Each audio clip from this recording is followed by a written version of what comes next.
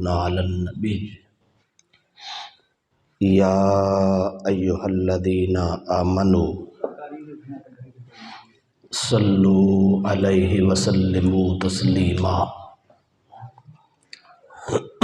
الصلاۃ والسلام علیک یا رسول اللہ وعلی آلک واصحابک یا حبیب اللہ۔ حمد و ثنا کے بعد نہایت ہی قابل صد احترام جملہ سامعین کرام،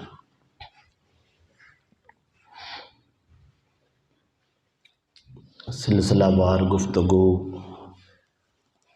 سیرت سیدنا شیخ عبدالقادر جیلانی محبوب سبحانی رضی اللہ تعالی عنہ۔ گزشتہ جمعۃ المبارک میں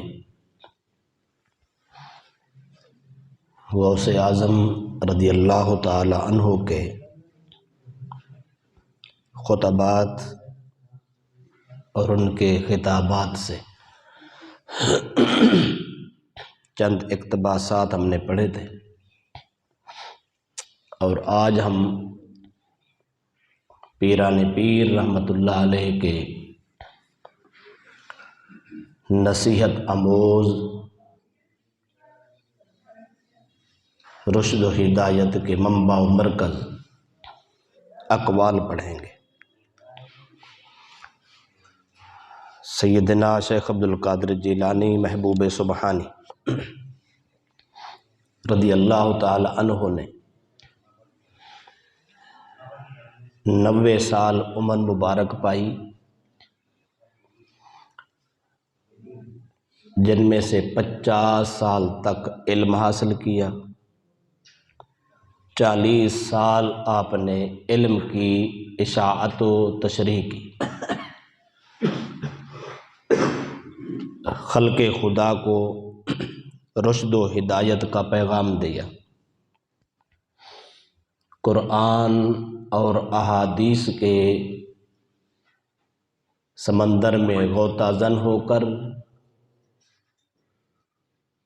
خوبصورت ہدایت کے موتی نکال کر امت کی جھولی میں ڈالے، جس کے نتیجے میں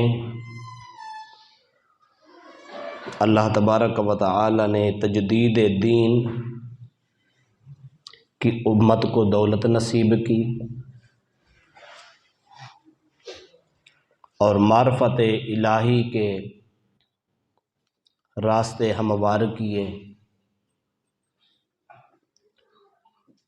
5000 غیر مسلموں نے کلمہ پڑھا،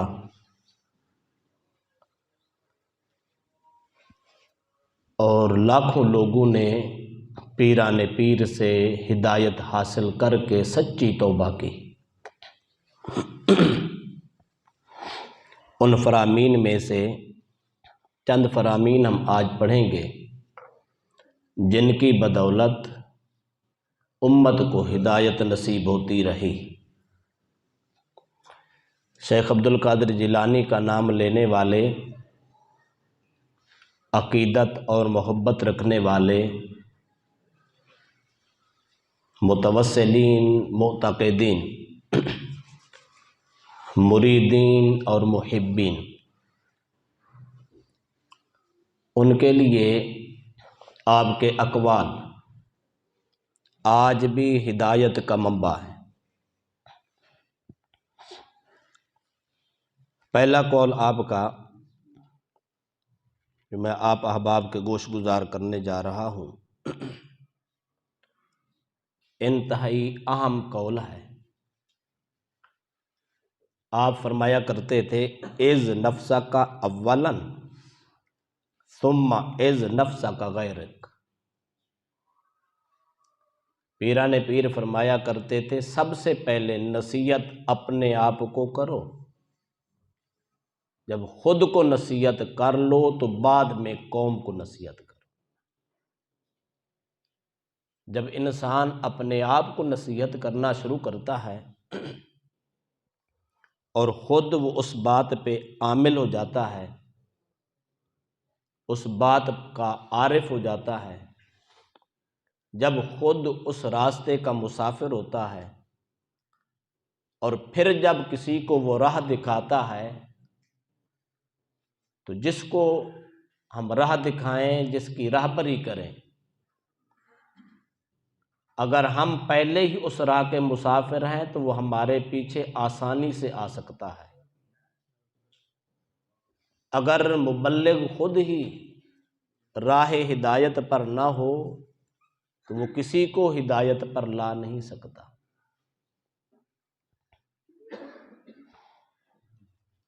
چونکہ پیران پیر کا دوسرا قول یہ تھا، انت اعمی کیف تقود غیرک انما یقود الناس البصیر۔ آپ فرماتے تھے، اے تبلیغ کرنے والوں، تم تو خود ہی اندھے ہو، تمہیں اس راستے کی معرفت ہی نہیں ہے، تو اندھا تو کسی کی راہبری کر ہی نہیں سکتا۔ پہلے خود بصیرت حاصل کرو، بصارت حاصل کرو، پہلے اس راہ پہ خود چلو، واقفیت حاصل کرو، پھر قوم کو واعظ کرو تو قوم جوق در جوق راہ ہدایت پہ چلنے کے لیے تیار ہو جاتی ہے۔ تو ہر انسان سب سے پہلے اپنے من کو ہدایت کرے اور واعظ کرے، من کو ستھرا کرے، من کو عامل بنائے۔ جب انسان کا من عامل ہو جاتا ہے، پھر وہ نصیحت جب انسان کسی اور کو کرتا ہے تو پھر وہ ساری کی ساری قوم ہدایت پر آ جاتی ہے۔ بابا فرید گنج شکر رحمت اللہ تعالی علیہ کے پاس ایک خاتون آئی، اس نے آ کر شکایت کی کہ حضور، میں غریب ہوں، میرے پاس مال کی بڑی تنگی ہے، چھوٹے چھوٹے بچے ہیں، عیالدار ہوں، میرے لیے دعا فرمائیں۔ آپ نے فرمایا، جا وہ سامنے سے زمین سے مٹی کا روڑا لے کے آ۔ وہ مٹی کا ڈھیلا لے کر آئیں، بابا فرید نے سورۃ اخلاص پڑھ کر اس کو دم کیا، اس کو دم کر کے اس جو بوڑھی ماں کو دیا تو اس کے ہاتھ میں جاتے ہی وہ سونے کا روڑا بن گیا۔ فرمایا، جاؤ اس کو بازار میں بیچو، بیچ کے اپنا گزر بسر کر۔ اس نے وہ سونے کی ڈلی لئی، چل پڑی اور خوش ہوئی۔ اس نے کہا، بابا فرید الدین مسعود گنج شکر نے مجھے صرف سونا نہیں دیا، سونے کا نسخہ بھی دیا ہے۔ اس نے کہا، میں تو دنوں میں امیر ہو جاؤں گی۔ انہوں نے بھی سورۃ اخلاص پڑھی ہے، اب میں بھی ڈھیلے اکٹھے کر کے سورۃ اخلاص پڑھوں گی تو یہ سارا سونا بن جائے گا، تو میں تو بڑے بڑے محل اور بنگلے بنا لوں گی۔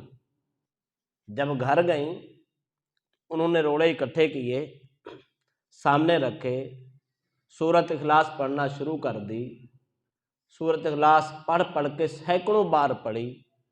جب ان روڑوں پہ پھونک ماری تو وہ روڑے روڑے ہی رہے، مٹی مٹی ہی رہی، ڈھیلا سونے سے نہ بدلا، سونا تو بڑی دور کی بات ہے، چاندی نہ بنا، چاندی نہ سہی تو کم از کم تانبا بن جاتا، کچھ نہ ہوا، رنگ ہی نہ بدلا۔ اگلے دن وہ خاتون پھر آئی، کہنے لگی، بابا فرید بات سمجھ نہیں آئی، تو نے ایک بار سورۃ اخلاص پڑھی، مٹی کے روڑے پہ پھونک ماری تو وہ سونا ہو گئی، میں نے کئی 100 بار پڑھا اور اس پہ پھونک ماری، وہ چاندی تک نہیں بنا۔ تو بابا فرید الدین مسعود گنج شکر رحمت اللہ علیہ نے اس وقت یہی کہا تھا، انہوں نے فرمایا، ماں جی اگر مٹی کو سونا بنانا ہے تو زبان بھی تو فرید والی ہونی چاہیے نا۔ تو جو لوگ سب سے پہلے اپنے آپ کو وعظ کرتے ہیں، خود کو نصیحت کرتے ہیں، اس پیغام خدا، پیغام مصطفیٰ پہ خود عمل کرتے ہیں، پھر جب قوم کو وعظ کرتے ہیں تو قوم پہ اثر ہوتا ہے۔ اس لیے پیران پیر نے فرمایا تھا، اذ نفسک اولاً ثم اذ نفسک غیرک۔ انہوں نے فرمایا سب سے پہلے خود کو وعظ کیا کر، اس کے بعد قوم کو ہدایت دیا۔ دوسرا قول ہے، بہت اہم قول ہے، آپ فرماتے ذہاب دینکم باربعۃ اشیاء۔ پیران پیر فرماتے ہیں انسان کے 4 کام ایسے ہیں جو انسان کے دین کو برباد کر دیتے ہیں۔ وہ 4 کون سے ہیں؟ فرماتے الاول انکم لا تعملون بما تعلمون۔ آپ فرماتے ہیں کہ جس چیز کا تمہیں علم نہیں اس پر عمل کیوں کرتے؟ جس چیز کا نالج نہ ہو اس پر عمل کرو گے تو گمراہ ہو جاؤ، تمہارا دین برباد ہو جائے گا۔ اس کا معنی یہ ہے پہلے دین سیکھو، پہلے سمجھو، اس کے بعد اس پہ عمل کرو۔ علم و باج کرے فقیری، کافر مرے دیوانہ ہو۔ جب تک احکام دین کا پتہ نہ ہو، شریعت کا علم نہ ہو اور انسان اس پہ چلنے کی کوشش کرے تو صاف ظاہر اس نے خود سے تعویلیں کرنی ہیں، اپنے معنی بیان کرنے ہیں، اپنے خیالات بیان کرنے ہیں، جو کچھ اس کے وہم میں آئے گا وہ کہتا پھرے گا۔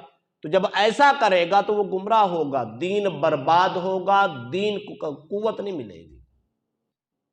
علم کے بغیر عمل نہیں ہو سکتا، اس لیے کہتے ہیں پہلے نماز یاد کرو پھر نماز پڑھو، پہلے وضو کرنے کا طریقہ جانو پھر وضو کرو۔ ہمارے استاد صاحب تھے قبلہ علامہ مفتی حفیظ اللہ نقشبندی رحمۃ اللہ علیہ، وہ فرمایا کرتے تھے، مثال دیا کرتے تھے، فرماتے ہیں کہ ایک امام صاحب نے درس دیا، اس نے کہا بغیر وضو کے نماز نہیں ہوتی۔ تو ایک بابا کھڑا ہو گیا، اس نے کہا مجھے 40 سال ہو گئے میری تو ہو جاتی ہے۔ اب اس کو اتنا پتہ نہ تھا نماز ہونا نہ ہونا کیا ہوتا ہے، نماز قبول ہوئی یا نہ ہوئی، دین اس کو ہونا نہ ہونا کیسے کہتا، اس کو کوئی خبر نہ تھی۔ اس کو اتنی پتہ تھا میں آتا ہوں، اٹھتا ہوں، بیٹھتا ہوں، قیام رکوع سجدہ تسبیح پڑھ کے چلا جاتا ہوں، میری تو نماز ہو گئی۔ جب تک علم نہ ہو تو وہ حالت یہی ہوتی ہے، وہ سمجھتے ہیں وضو سے بھی ہو گئی، بغیر وضو کے بھی ہو گئی، لیکن حقیقت اس کی یہ ہے جب تک اس کے شرائط پورے نہ ہوں، طہارت نہ ہو، پاکیزگی نہ ہو، معاملات مکمل نہ ہوں، اس کے خارجی اور اندرونی فرائض اور شرائط مکمل نہ ہوں، اس وقت تک نماز نہیں ہوتی۔ اس لیے علم پہلے ضروری ہے اور عمل بعد میں ہے۔ تو اس لیے علم سیکھنا بہت بڑی ضرورت ہے۔ اس لیے نبی اکرم صلی اللہ علیہ وسلم فرمایا اطلب العلم من المہد الی اللحد، ماں کی گود سے لے کر گور تک علم سیکھو۔ آج ہم کہتے ہیں ہماری تو عمر بڑھ گئی، بال سفید ہو گئے، اب تو ہمیں شرم آتی ہے، وضو کے مسائل پوچھنے سے شرم آتی ہے، نماز یاد کرنے سے شرم آتی ہے، جنازہ یاد کرنے سے شرم آتی ہے۔ اب ہم کیسے سیکھیں؟ اللہ کے نبی نے ساری شرم کی چادر ہٹا کے فرمایا ماں کی گود سے لے کر قبر تک علم سیکھو۔ کوئی بچپن میں ہے، کوئی جوانی میں ہے، کوئی بڑھاپے میں ہے، علم سیکھنے میں کوئی شرم کی بات نہیں ہے۔ علم سیکھنا ہنر ہے، نہ سیکھنا عیب ہے۔ عیب سے انسان کو شرم آنی چاہیے، ہنر سے تو شرم نہیں آنی چاہیے۔ تو ہم کہتے ہیں کہ ہمیں شرم آتی ہے، بابا شرمانے کے لیے بہت بڑے کام ہیں۔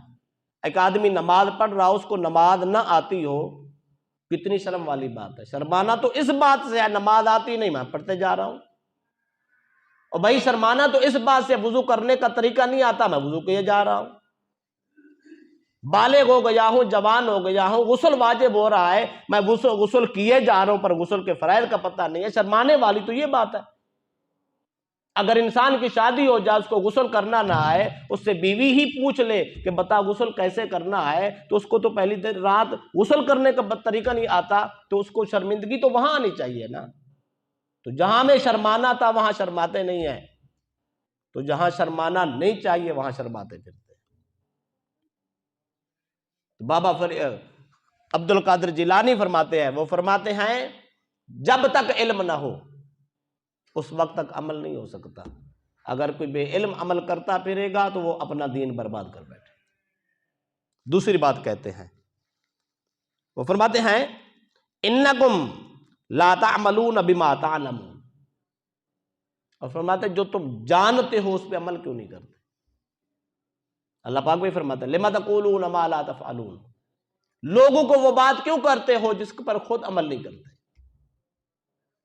اس کا معنی یہ ہے جتنا انسان کے پاس علم ہو اپنے علم پہ عمل کرنا ضروری ہے۔ اگر علم پر عمل نہیں کریں گے تو ہمارا دین برباد ہو جائے گا، ایمان خطرے میں جائے گا۔ اب ہمارے لوگ سمجھتے ہیں اور ہمارا معاشرہ سمجھتا ہے کہ جو آدمی 10 سال کسی مدرسے میں پڑھے بس علم کو تو اس کو ہوتا ہے، ہم تو بابا جاہل ہیں، ہمیں تو پتہ ہی نہیں ہے، اس لیے ہم حلال بھی کر رہے ہیں، حرام بھی کر رہے ہیں، جائز بھی کر رہے ہیں، ناجائز بھی کر رہے ہیں، ظلم بھی کر رہے ہیں، ستم بھی کر رہے ہیں، مال بھی غصب کر رہے ہیں، سارے کام کیے جا رہے ہیں، کیوں بھائی ہمیں تو پتہ ہی نہیں ہے۔ میں پوچھنا چاہتا ہوں کیا خیال ہے، کوئی آدمی ایسا ہے اس معاشرے میں جس آدمی کو پتہ نہ ہو کہ شراب حرام ہے؟ کوئی ہے؟ ہر انسان کو پتہ ہے شراب حرام ہے، یہ جان لینا کہ شراب حرام ہے یہ علم ہے، اب اس شراب پینے سے بچ جانا ہم پر فرض اور ضروری ہے۔ ہر کسی کو پتہ ہے کہ سود حرام ہے، لوگ بینکوں سے لیے بھی جا رہے ہیں، کھائے بھی جا رہے ہیں، کس آدمی کو پتہ نہیں کہ سود حرام ہے؟ ہر آدمی کو پتہ ہے کہ یار میں تو ان پڑھ آدمی، مجھے تو پتہ ہی نہیں تھا۔ کیا خیال ہے جس کو اتنا پتہ ہے کہ 20 لاکھ 30 لاکھ روپیہ بینک میں جمع کرانے سے اتنی پرافٹ آتی ہے، اتنی اس کا بینیفٹ ملتا ہے، وہ لے رہا ہے، وہ کھا رہا ہے، سود کے معاملات کر رہا ہے، اس بات کا پتہ ہے؟ اس کو اس بات کا پتہ نہیں ہے کہ سود کھانا حرام ہے؟ پتہ ہے، یہ اس بات کا پتہ ہونا کہ سود حرام ہے یہ علم ہے، اپنے علم پہ عمل کرنا ضروری ہے۔ ایک آدمی جانتا ہے کہ سود حرام ہے پھر بھی کھائے جا رہا ہے، عبد القادر جیلانی فرماتے ہیں اس کے ایمان خطرے میں۔ ایک آدمی کو پتہ ہے میرے ماں باپ بوڑھے ہیں، میرے پر فرائض ہیں، میرے حقوق کا میرا فرض بنتا ہے کہ میں ان کی خدمت کروں، اگر خدمت نہیں کروں گا تو میں مارا جاؤں گا، نافرمان ہو جاؤں گا، جہنمی ہو جاؤں گا۔ کس جوان کو پتہ نہیں ہے؟ ہر کسی کو پتہ ہے پھر بھی عمل نہیں کرتے۔ اس کا مطلب ہوا کہ علم ہونے کے باوجود ہم عمل نہیں کرتے۔ جو آدمی علم پہ عمل نہیں کرتا وہ آدمی اپنے ایمان کا خیال کرے، کہیں وہ ایمان سے فارغ نہ ہو جائے، اپنا دین برباد کیے جا رہا ہے۔ اور ہمارے معاشرے میں سے آپ کسی ایک جوان کو کھڑا کر کے پوچھ لے، کسی بہن بیٹی کو پوچھ لے، اپنے گھر میں جا کے اپنی فیملی کو پوچھ لے، کیا خیال ہے کسی کو پتہ نہیں ہے کہ کسی کی گلی میں کوڑا کرکٹ ڈالنا، کسی کے سامنے گندگی ڈالنا، اپنے ہمسایوں کو تنگ کرنا یہ حرام ہے، ناجائز ہے؟ کسی کو پتہ نہیں ہے، ہر کسی کو پتہ ہے۔ جس کو پتہ ہے یہ علم ہے، اپنے علم پہ عمل کرنا لازم ہے۔ یہ ساری چیزوں کا پتہ ہے۔ پیران پیر فرماتا ہے جو آدمی اپنے علم پہ عمل نہیں کرتا اس آدمی کا ایمان اور اس کا دین خطرے میں ہے اور برباد ہو رہا ہے۔ لہذا ہمیں اپنے نالج کے مطابق ہمیں عمل کرنا ہوگا، تب ایمان بچ سکتا ہے، ورنہ ایمان دھوکے میں ہے، ایمان خطرے میں ہے۔ کہیں ایسا نہ ہو کہ ہم ایمان بھی گنوا بیٹھے، ہمیں پتہ تک نہیں۔ مجھے ایک بات یاد آ رہی ہے، ایک صاحب تھے، اس نے مسئلہ پڑھا کہ بغیر وضو کے نماز پڑھنا یہ کفر ہے اور ممکن ہے، شدید خطرہ ہے کہیں انسان کی شکل بگڑ نہ جائے۔ اب اس نے یہ بات تو پڑھ لی، اس نے کہا میں تجربہ نہ کر کے دیکھوں۔ اس نے پریکٹس کرنا شروع کر دی، بغیر وضو کے اس نے نماز پڑھی، خدا کا عذاب نہیں نازل ہوا۔ اس کی نہ شکل بگڑی ہے، نہ عقل سے مفلوج ہوا ہے، نہ اس پہ مسجد کی چھت گری ہے، نہ کوئی عذاب اترا ہے، کچھ بھی نہیں ہوا۔ آیا بغیر وضو کے نماز پڑھی، ٹکرے ماری چلا گیا۔ جب باہر گیا تو اس نے کہا لگتا ہے یہ دین جو ہے یہ دین سچا نہیں ہے۔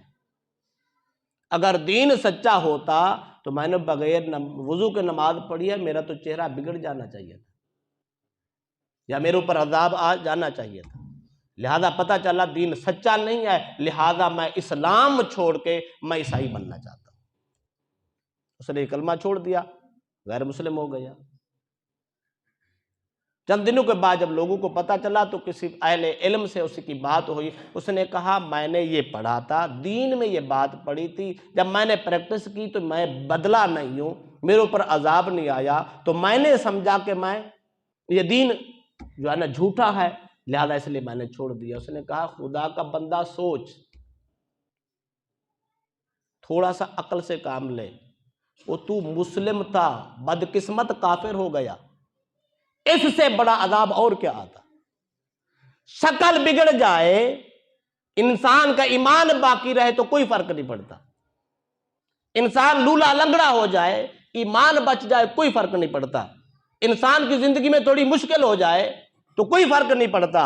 او بھائی تو ایمان جیسی دولت گنوا کے تو مرتد ہو گیا، کافر ہو گیا، تو اب بھی کہتا پھرتا ہے اسلام جھوٹا ہے، اس لیے میں نے چھوڑا ہے۔ اور بدقسمت تیرا دین بھی گیا، تیری عزت بھی گئی، تیرا ایمان بھی گیا، تیری دنیا بھی گئی، تیری آخرت برباد ہوگی، آج تک تجھے پتہ نہیں چلا۔ اس لیے انسان کو پتہ نہیں ہوتا، اپنے علم پہ عمل کرنا بہت ضروری ہے، بس علم پہ عمل کرنا انسان کا کام ہے، اس کو منزل اجابت تک پہنچانا مولا کا۔ تیسری بات، پیران پیر رحمت اللہ علیہ فرماتے ہیں انکم لا تتعلمون ما لا تعلمون، فرمایا جو چیز تم نہیں جانتے وہ سیکھتے بھی نہیں، جس چیز کا علم نہیں ہے وہ علم حاصل نہیں کرتے، یہ علم حاصل نہ کرنا یہ بھی تمہارے دین کے برباد ہونے کے لیے بہت بڑا خطرہ ہے۔ جس چیز کا علم نہیں ہے ہمارا فرض بنتا پوچھیں، فَاسْأَلُوا أَهْلَ الذِّكْرِ إِن كُنتُمْ لَا تَعْلَمُونَ، اللہ فرماتا ہے جس بات کا تمہیں پتہ نہ ہو کسی اہل علم سے جا کے مسئلہ پوچھو، اس پہ عمل کرو۔ ہم اس لیے نہیں پوچھتے، اگر پوچھ لے تو عمل کرنا پڑے گا۔ تو پیران پیر فرماتے ہیں علم نہ ہو پھر انسان نہ سیکھے، یہ بھی انسان کے ایمان کے برباد ہونے کا خطرہ ہے۔ علم سیکھنا بہت ضروری ہے، اگر علم نہیں سیکھیں گے پھر بھی ایمان کو خطرہ ہے، لہذا جہاں ضرورت ہو، میں آپ کو اس کو مثال دیتا ہوں، اگر ایک بچہ چھوٹا ہے، انجان ہے، اس کو پتہ نہیں ہے، اس کا تو چونکہ مکلف شریعت نہیں ہے، اس پہ خیر ہوتی ہے۔